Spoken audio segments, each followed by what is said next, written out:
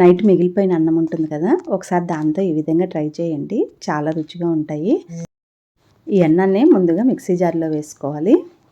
తర్వాత ఉడికించిన 2 బంగాళదుంపలు కూడా వేసుకోవాలి. ఇందులో అవసరాన్ని బట్టి కొన్ని నీళ్లు పోసుకొని ఇలా మెత్తగా గట్టిగా రుబ్బుకోవాలి. కొన్ని నీళ్లు పోసుకుంటూ చేసుకోవాలి, లేదంటే మనకి మిక్సీ తిరగదు.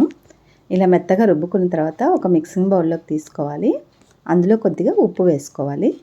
అలాగే 1 చెంచా వరకు జీలకర్రను కూడా వేసుకోవాలి.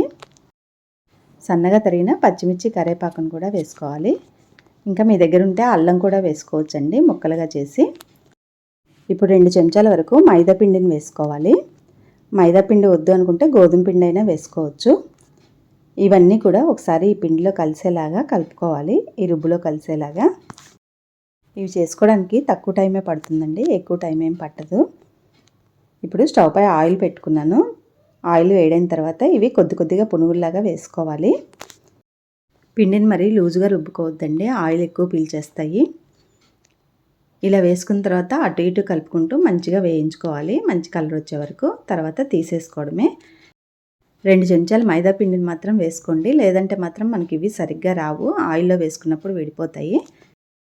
ఇలా గుల్లగా వస్తాయి, చాలా బాగుంటాయండి. ఒకసారి ట్రై చేయండి, నచ్చితే మాత్రం లైక్ చేయండి. Thank you.